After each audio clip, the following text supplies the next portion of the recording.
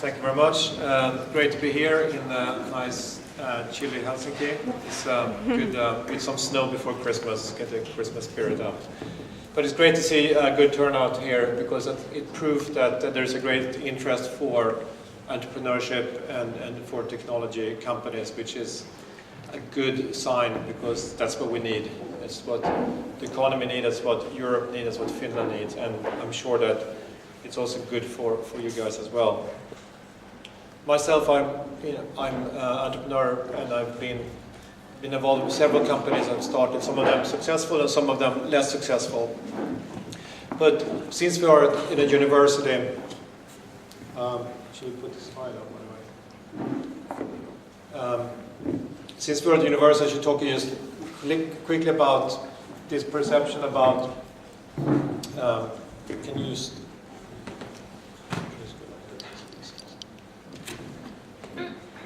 Talk quickly, sorry, about, there's this perception about entrepreneurs, they're the people who are unemployable, the dropouts from universities, but sometimes that is true.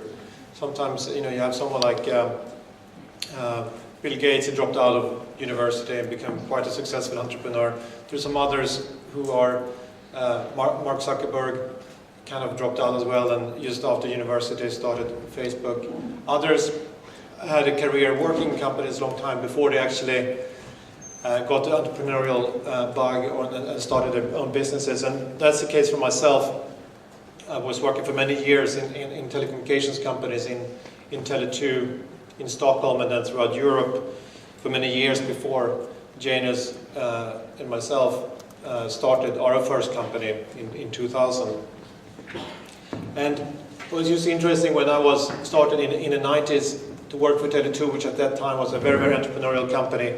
They wanted to go out and challenge the Swedish PTT Telia in telecommunication services, and they wanted to launch internet services. And as I started to work there, was very entrepreneurial companies. It was a great learning ground for myself, but I remember several times traveling to Helsinki to learn from what was going on here in Finland. And at that time, Finland was miles ahead of any other market with regards to telecommunications, mainly because of the competitive market with Telecom Finland and the local telephone associations. But Finland was well ahead of everyone else when it came to broadband, fast internet connections, ATM, and a very advanced in mobile telephony as well. And unfortunately, seeing here today, Finland does not have that position anymore, which is even more important why there are more entrepreneurs who are going to go out and create the next big companies. And also, as we know, that Nokia is not the same powerhouse that it used to be. It's being disrupted by companies such as Google and Apple and from low-cost Chinese manufacturers. So there's even more need for the next generation of great companies, and those are only going to be built by entrepreneurs. And what's most important for those entrepreneurs is that you need to lose your fear of failure and go for it and think big. Otherwise, you will never get there. But anyway, so for myself, when I left Tele2 in 2000, I actually had a pretty bad timing because the same week as I resigned was the week when NASDAQ peaked and there was the start of the dot-com crash. So I thought that at the time was pretty poor timing, but the reality is that actually when you start when times are tough, it's actually make you stronger and the end result is going to be better.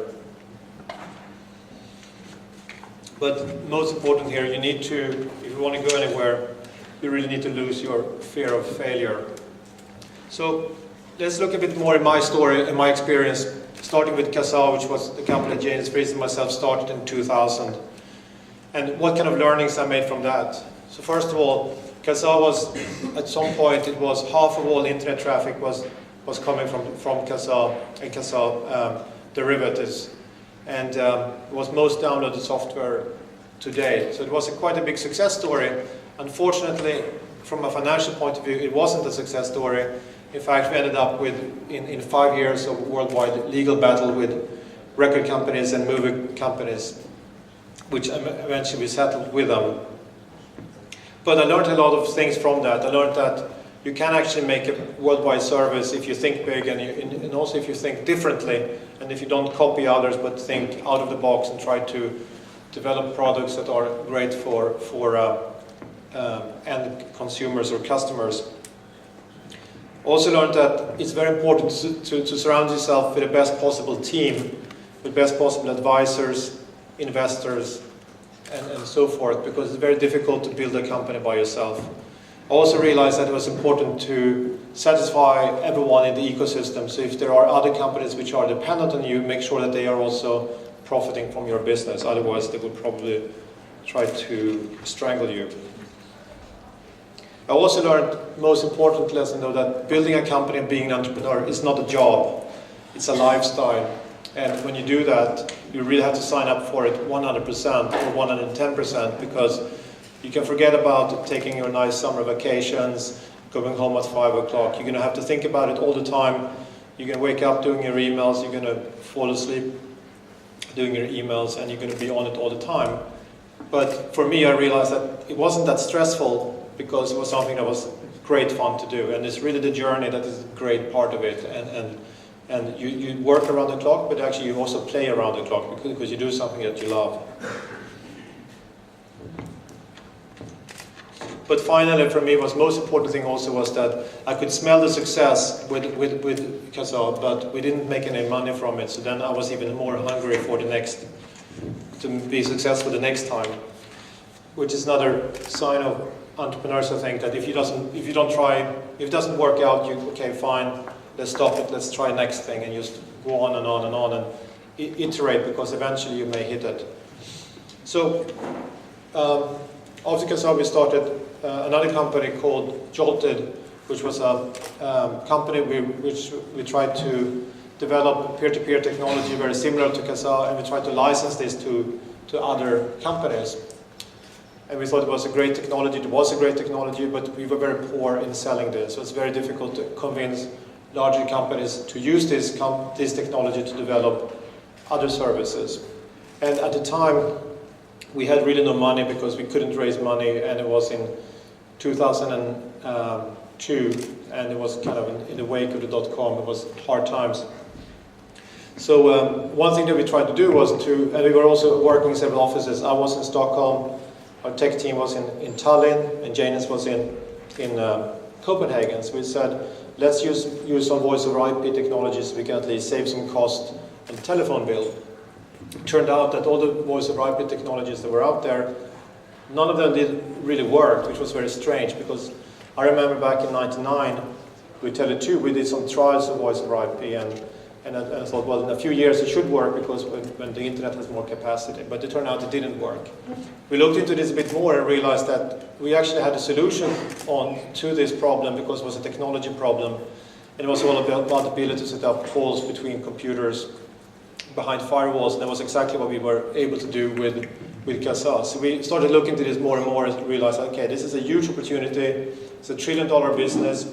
We just have now critical mass of broadband. Now, if we can solve the technology problem, make it really easy, it's a big opportunity. And we can actually go out and really change the way people communicate all around the world. So we thought it was great, and we wanted to raise some money from it. But it turned out that no one wanted to provide funding for us, because we probably had too big of ambition, and we did something that hadn't seen before.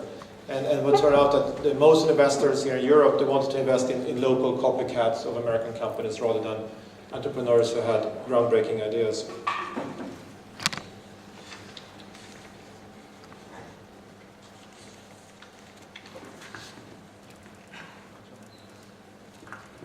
So I'm not the only one who learned from my own mistakes.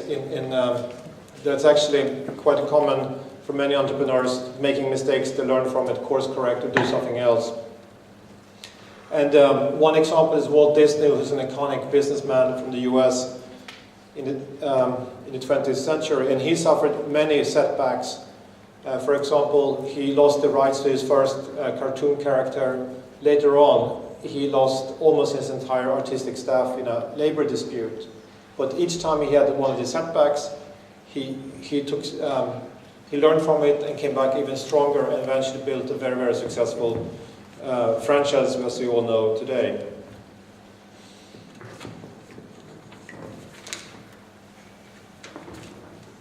There's so many other examples of this, and in fact it's very difficult to find any success story where there hasn't been a lot of failures, where the entrepreneurs took a lot of risk, made failures, and learned from it. Henry Ford, he famously said, "Failure is simply the opportunity to begin again, this time more intelligently." So it's an iterative process, and you probably learn a lot from it. And I'm sure a lot of you people here have a lot of dreams, and also a lot of energy to start things, to innovate, and to make something big. And you can take a risk and go after your dreams, but you may fail as you do that. But if you fail, you have to think about that you gain an experience, and it's going to make you stronger and smarter, so you can be out and have more likelihood of succeeding the next time.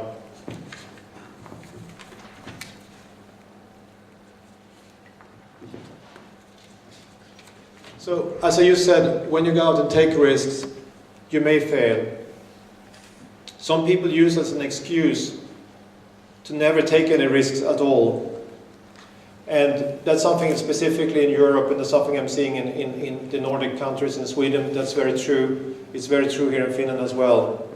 So my goal today, if any, is that if you leave here at least with one thing or thought in your mind, at least the desire to consider taking a chance on your dreams, even if it means that you fail. Because only if you take those risks and go after your dreams, you have a chance of making something big as an entrepreneur.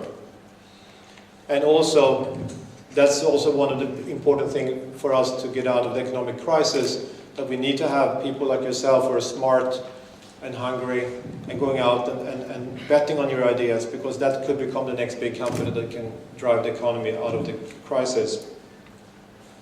The problem is that we are Europeans, we have a fear of failure, and that's the biggest problem we have, that's holding us back from being very successful building great tech companies. And this is where really the Americans have an advantage to us, because they're going after the American dream, and they're very bold. And they typically want to take their businesses to the next level rather than having a regional success in their hometown or in their state. They typically look at conquering the world as their objectives. And that's probably why we see more multi-billion-dollar exits in the US than anywhere else in the world. The good news is that there's a trend that's actually changing. So no matter what subject you're studying, or whatever you do, taking risks and betting on your dreams is an important thing to think about, because that makes you more likely to be successful, even if it's within a corporate environment or in governments or in non-profit organization. You have to take some risks to be successful.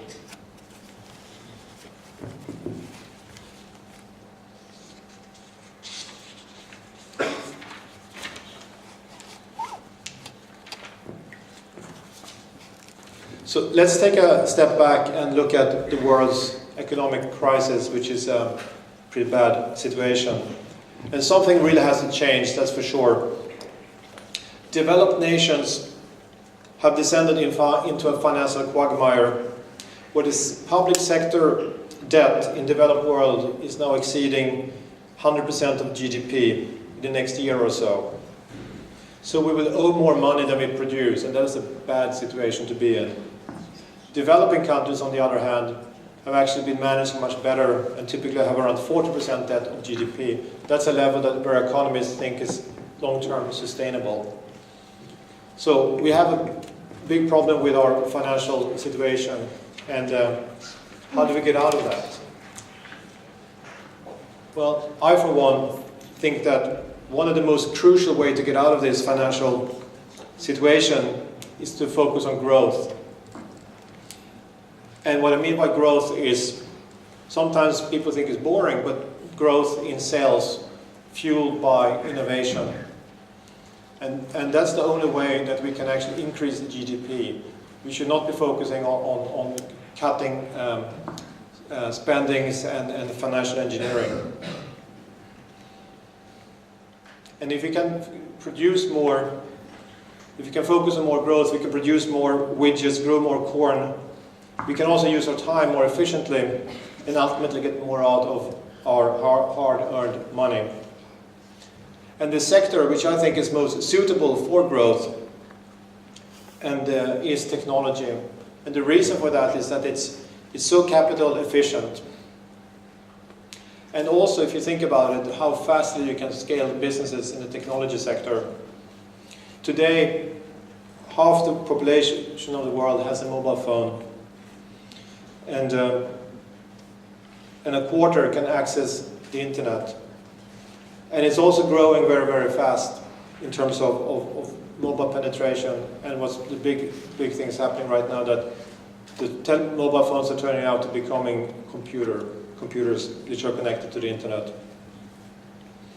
But also, technology sector is an enabling sector. It enables other sectors to grow. It makes businesses more efficient. You saw some of the examples in the session earlier. If you can improve sales by having a much smarter CRM system, now that makes that business more efficient.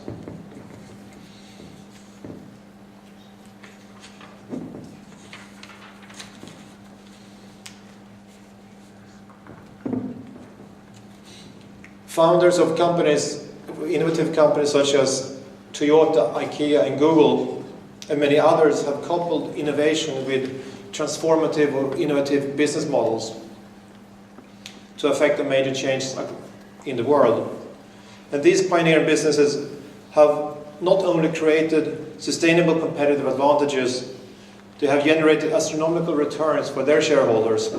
At the same time, they have also provided a lot of tax returns to the governments and ultimately brought more efficient solutions to consumers and businesses around the world. So these businesses are just examples where economies can be moved forward. And they all took big risks. And Vital were not, and still not, afraid of failure. As a few examples, Google Video was Google's online video sharing service. They realized that they could not compete with YouTube. So Google acquired YouTube. They admitted that they failed and YouTube had won. So they acquired YouTube and continued to run YouTube as a standalone service. And we all have seen the success of that. Toyota may be known as the builder and manufacturer of the most reliable cars in the world. This year, they actually had to recall cars twice because of problems with accelerator pedal. But these examples of failures will not stop companies like Google or Toyota from innovating or taking risks. But what they're doing, they're learning from their failures and building that into their corporate culture. And these kind of risk-taking companies are also, many of these risk-taking companies are also challenging the status quo. For example, with Skype, we challenged the telecommunications industry in providing free calls. But today Skype is partnering with leading telecom companies such as Verizon in the US, 3 here in Europe, and KDDI in Japan.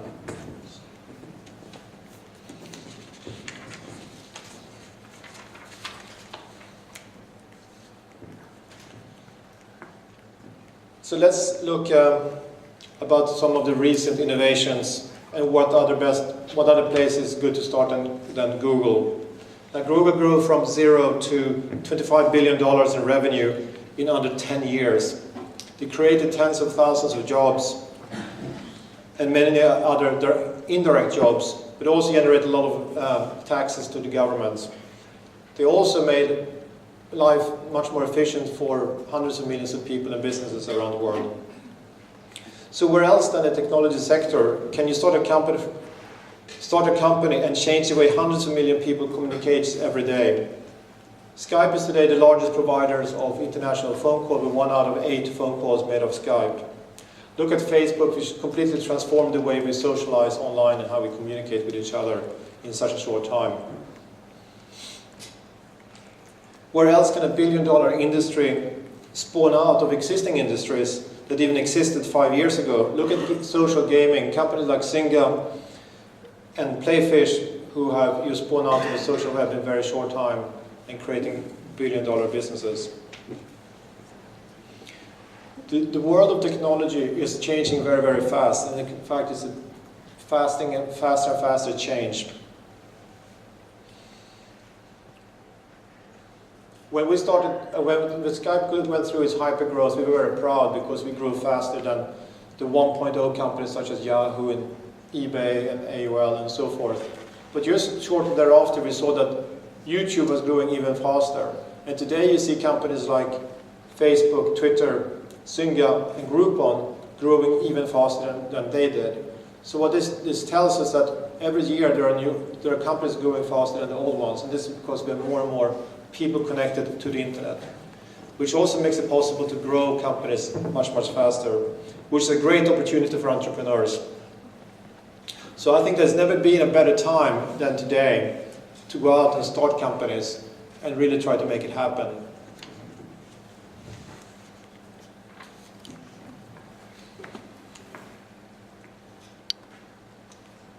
But of course, for every world-changing business, there will be hundreds, if not thousands, of businesses that didn't quite make it or that actually just failed. But we just have to remember that failure is healthy. It's demonstrated businesses are pushing the boundaries of what's possible and what is not possible, and pushing innovation. And one thing is for sure, if you don't try, you will never make it.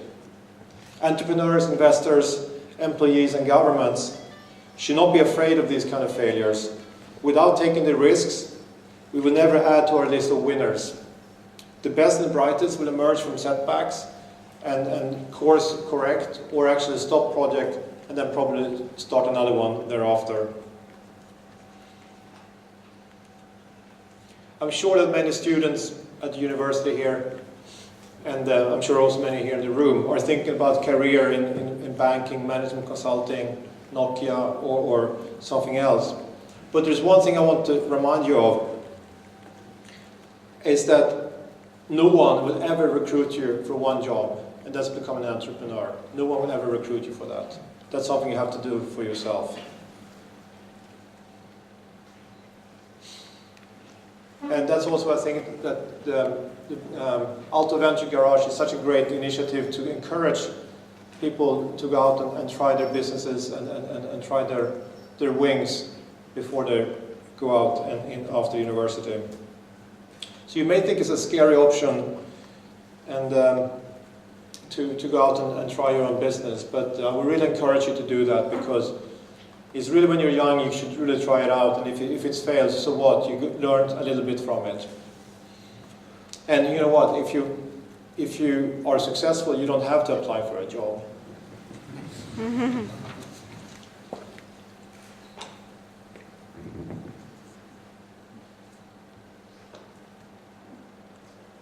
So I mentioned before that in the US there is a culture of which is encouraging risk-taking. It's acceptable in the US. In the US, if you go out and you start a company, you fail, people say, good on you, what did you learn from it? And driven by this culture, the US have created many more world-changing businesses than the rest of the world has. But this is a trend, this is something that's changing. There's now a trend where the world becoming smaller, becoming one market.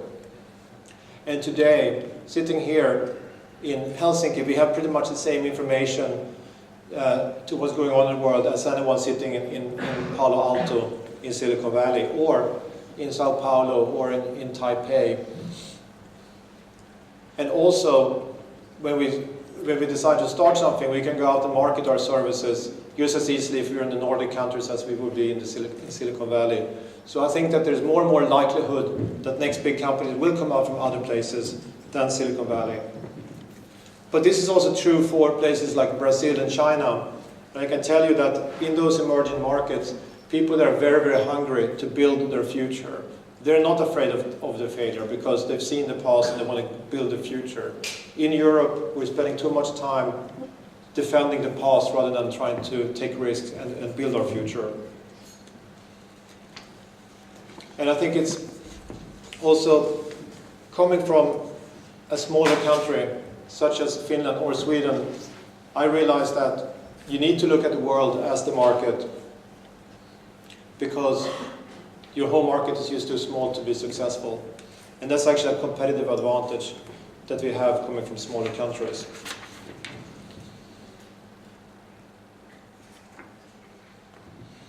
So what do you need to create a great business?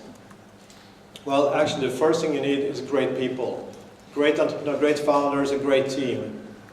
So where is not the best place to do that? Well, probably around you in your university. Try to team up with people who have complementary skills. And that's what we're looking for in my investment company, Atomico. Is the first thing we look for, is this a great team? Do these people have what it takes to make a big, successful company?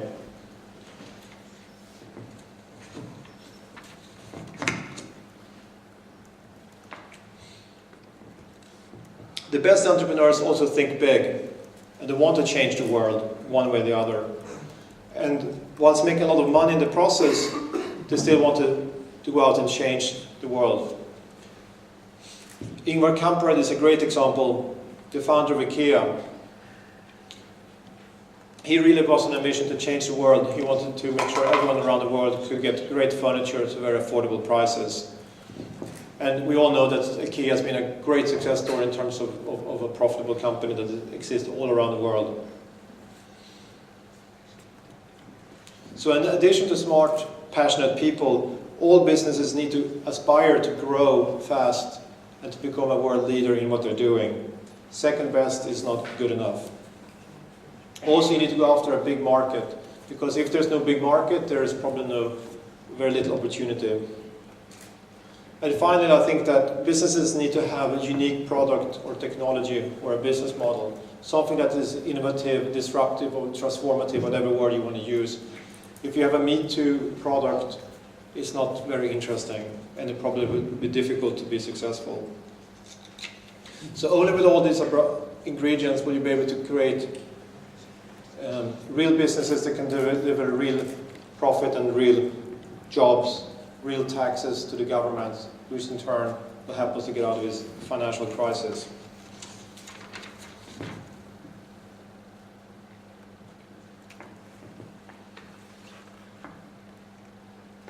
Also, with all of these ingredients, most great businesses also need to have investors to help them to grow their businesses. So what should you look for when you go out, when you have your great idea, a great team, you're going after a big market, when you think about, okay, I need some money, I need some investors who can help me to really scale this business? Well, first of all, of course, the investors need to provide financing. That's what they're there for. So although this becomes more and more capital efficient to start technology business, you still need financing to be able to grow. Second, I think it's very, very important that founders and investors need to have aligned interest. For example, if the investor wants to have a quick return on his investment, but the founder wants to go out and change the world and really take it big, there's going to be a problem down the road. Likewise, if the investor wants to have a very high return and the founder just wants to have a very sell the company as soon as possible, there will be troubles down the road. I also think that you need to look for investors who can really have expertise in the category, in the sector that you're working with. It can help you to scale the business.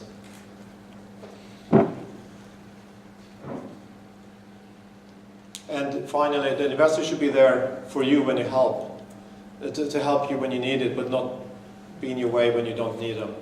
And one thing is for sure, investors cannot build businesses. It's only entrepreneurs who can build real businesses. So while a good investor can be there to help, to unlock the value in your business, a bad investor is going to do a pretty good job in wrecking any business.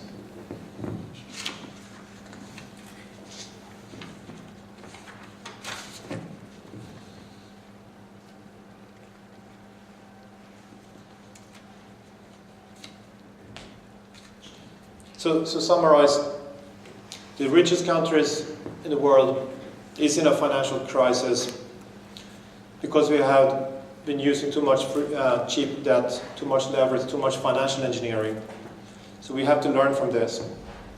So I think what need to happen is that we need to focus on real organic growth, specifically in technology, growth fueled by innovation.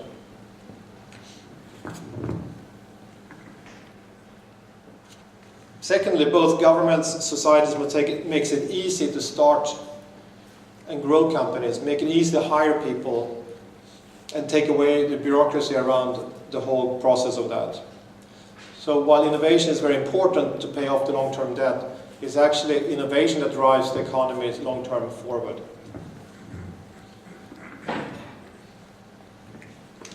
Thirdly, it's very important that we empower our brightest and bravest people to become entrepreneurs, encourage them to take risks, and sometimes if they do fail, also encourage them to do that, because that's what they're going to learn from, and that's the only way for us to build the next generation of game-changing businesses.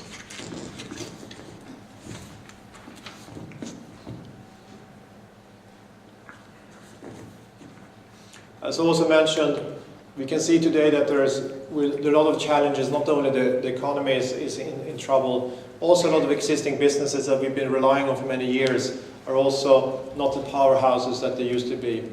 Obviously, Nokia is the big powerhouse that's been really fueling the economy in Finland, and even made, when I'm, as a Swede, traveling around the world, I'm proud of Nokia, because then I say we're part of the Nordic countries. But I also see that big companies are being disrupted, and that's also happening to existing companies like Nokia, but also Ericsson in Sweden. So it's very, very important to focus on growth by going out to start new businesses. And this is your generation who has to do that. And there's no reason for you not to do that, because there has not been any better time to go out and start businesses. You have much better opportunities. You have places like the Venture Garage who can help you. You have investors who understand venture capital in Europe, which didn't really exist many years ago. And it's so much easier to spread your businesses online than it was 10 years ago. So I started earlier on here talking about trying to convince you to consider taking a chance of your dreams and becoming an entrepreneur, even if you might fail. Now I understand that not everyone is a born entrepreneur and a born risk taker. And not everyone can be, and not everyone should be.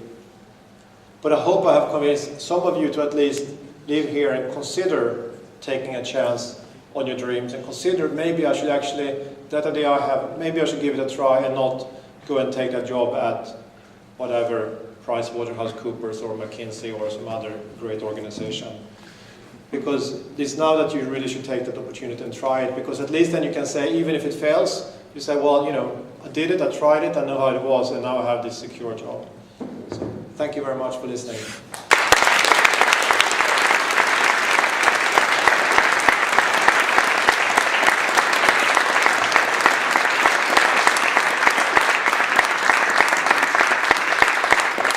Thank you, Niklas. If you have a seat, we'll have some time for questions. So I will ask a few questions, after which I will open the floor for the audience to ask questions.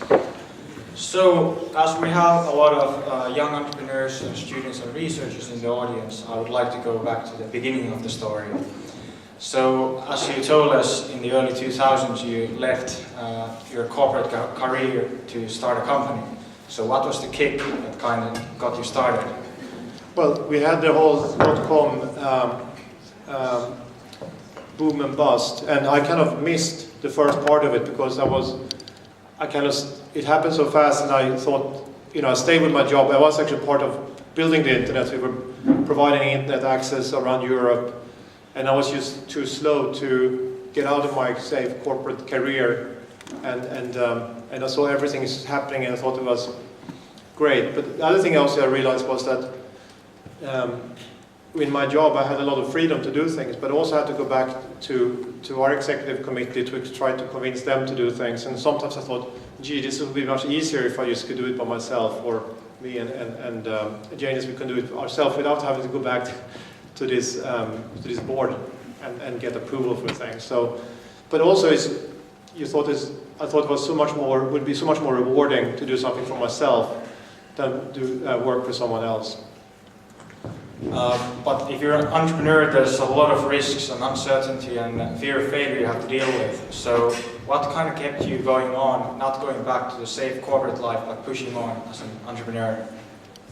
The determination, when I got determined to do it, and it was a difficult start because of we started to have the decline of the markets. It was difficult for us to get started. But for me, it was just a determination. If we start something, I'm not going to give it up too quickly. But for me, it was also very great because my wife was working, so she could support us, and we moved into, we converted our flat into an office. Janus moved into our guest room, and that became our office. So we just kind of had to buckle up and bootstrap. Okay, one of the engineer co-founders of Skype, Jan Tallinn, visited our garage some months ago, and he told us a story of when Kasa had been sued for the first time, that you were sitting in a taxi with the founding team of Skype, and the mood was kind of murky. So how do you get up from there? I mean, 5 years of ensuing legal battles. So how did you cope with it?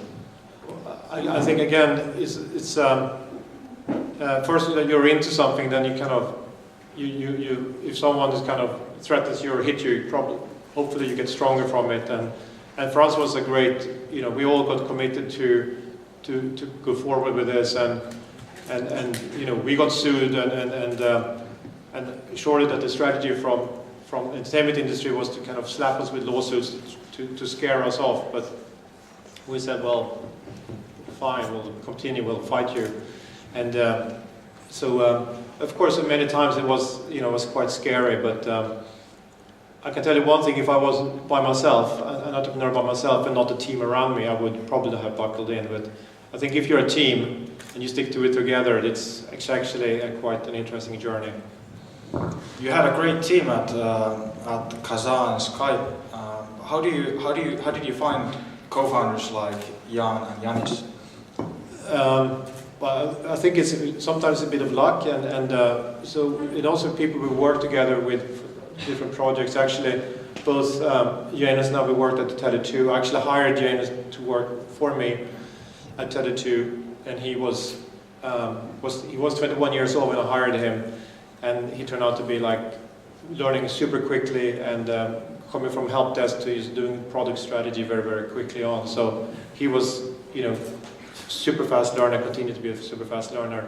And I met Jan and Pritt and Akne and Toivo, actually also when I was working at Tele2 in '99, when I was in charge of setting up a web portal.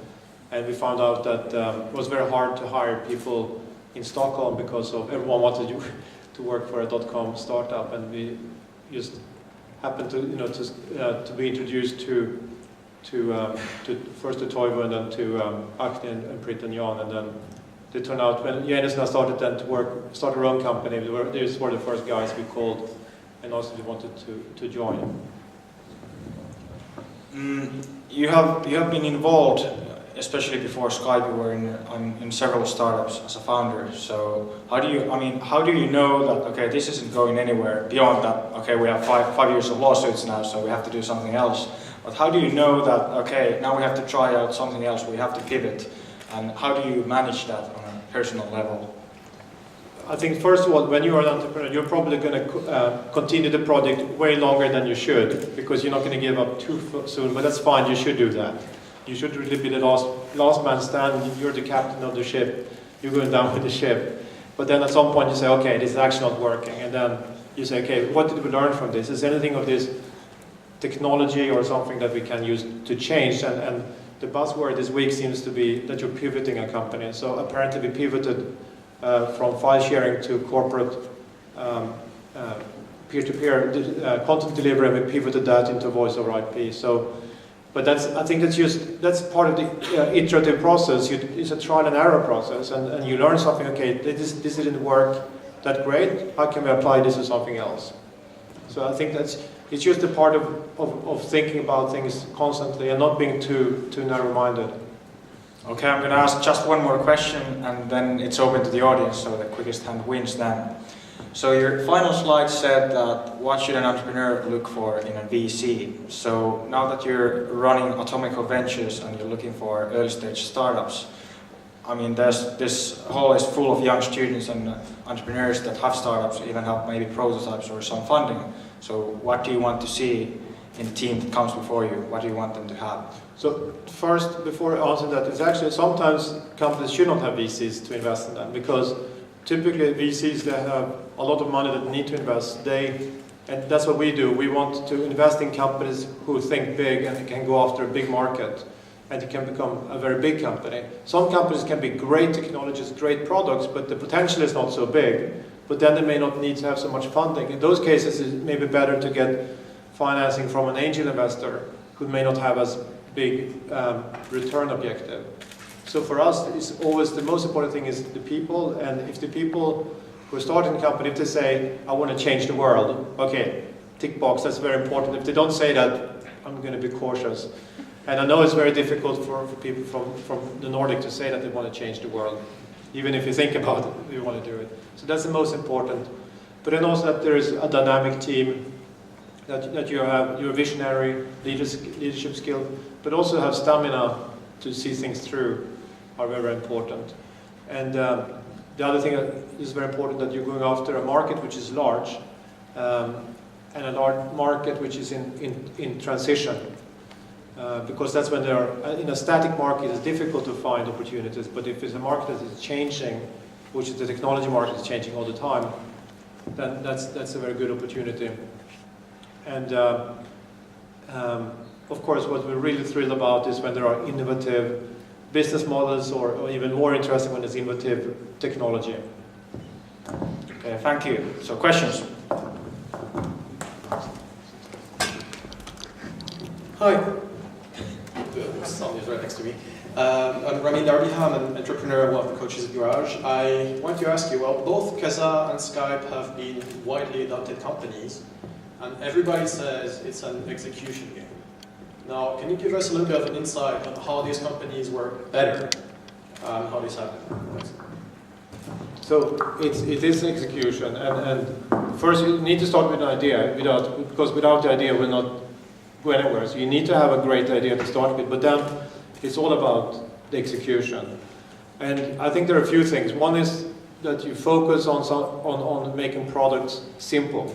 And I think in our case was that we actually made products that we wanted to use ourselves, because we wanted to make free phone calls that actually you could hear what other persons said.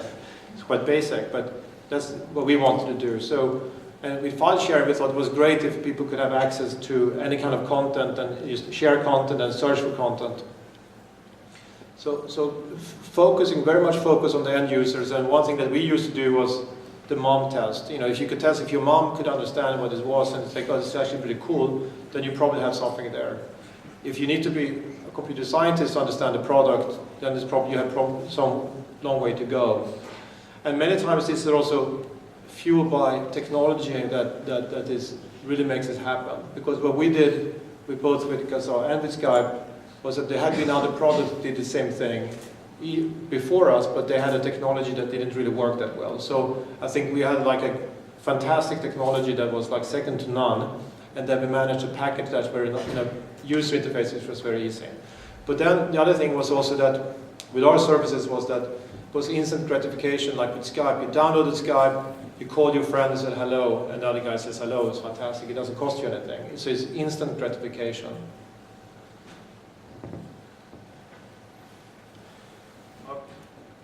Okay, please ask the question, I can repeat that.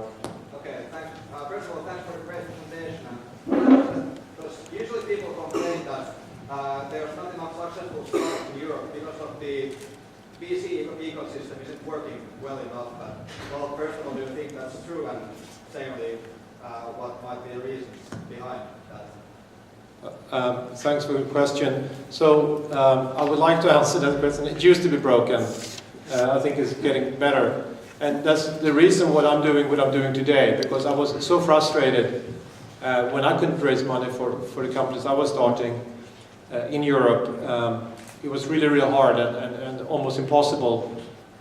And typically the VCs in Europe were they didn't come from entrepreneurial background. They didn't understand what it was to start a company, and they also were very afraid of risk. So they very much managed this downside rather than trying to encourage companies to think big and optimize for the upside. So that's the reason why I decided to start Atomico in 2006, because I thought if we're going to have more successes in Europe, we need to have VCs which are coming from an entrepreneurial background, who can encourage entrepreneurs to think big and help them to execute that. So that was my mission when I started Atomico, because I wanted to change that industry. But also, I realized as an entrepreneur that if that industry is not working, if I can come out with a product which is great, a VC product which is great, I can probably make a good gain at it. So, but also since we started Atomico, there are, VCs in Europe are getting better. There are more angel investors as well. Of course, in the economic downturn, a lot of the angel investors have been very, very careful investing, and that's been a problem. But it's I think today, if there's a great company with a great opportunity, there are VCs in Europe which are willing to make those investments.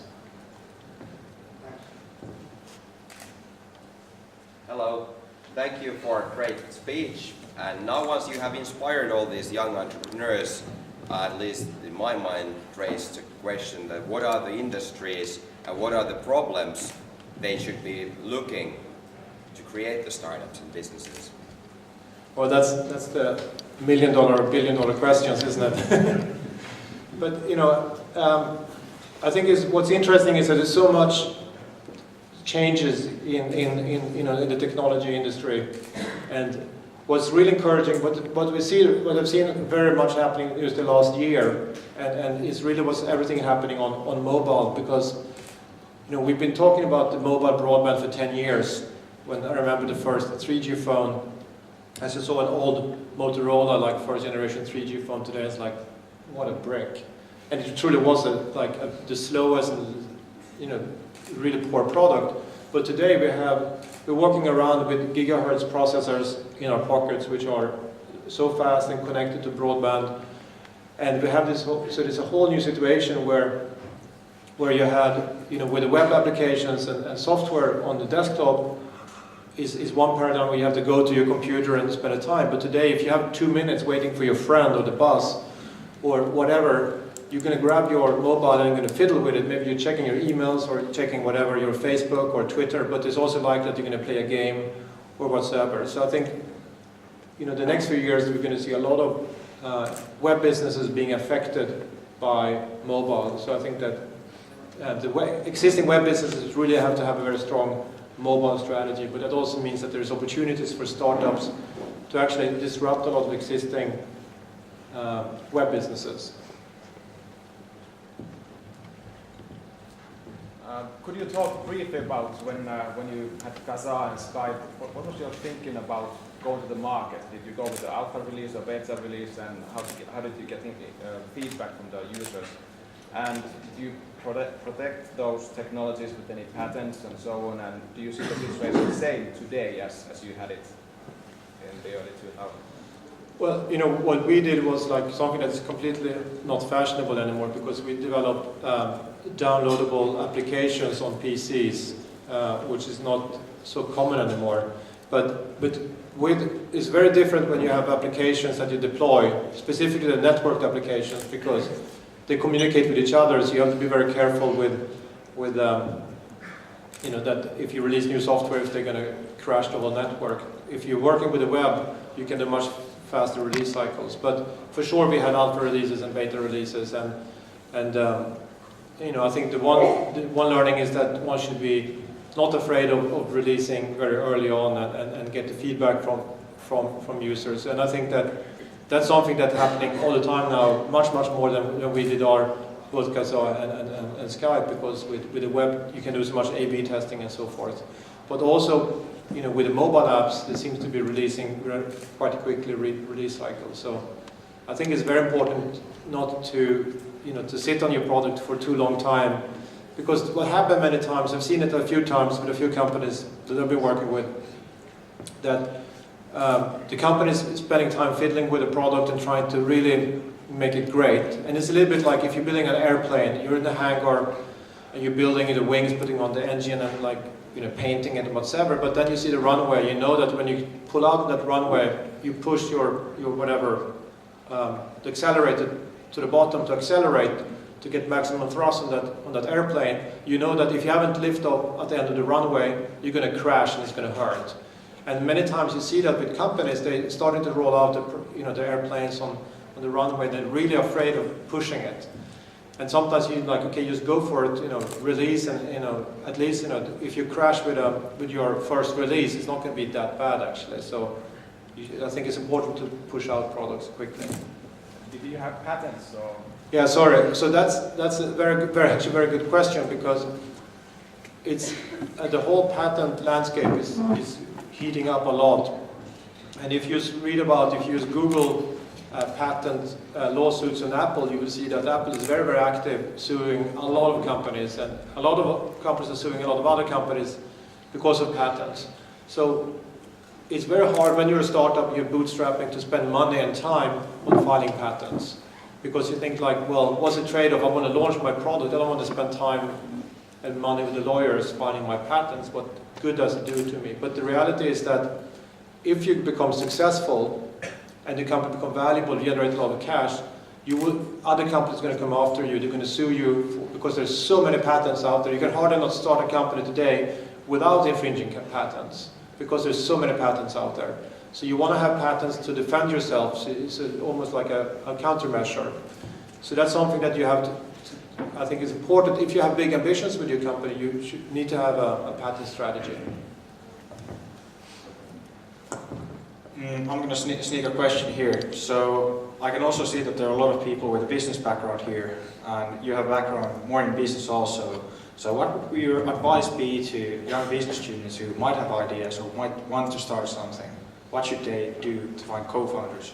They should look for the best engineers, because it's that combination of great technology, but also you need to also execute and have a go-to-market strategy and launch your product and market it. Even in an online world, those things are important. So I think that the best team up is between someone with business background with people with technology background. I think that if I see a startup company with only people who have MBAs, even doesn't matter which MBA program they come from, I'll be very, very skeptical. Likewise, if there's, sometimes you see these, only like scientists in a company, and you may get a bit cautious as well. But it's not necessarily what classes and what courses you had in school. It's very much the mindset that you have.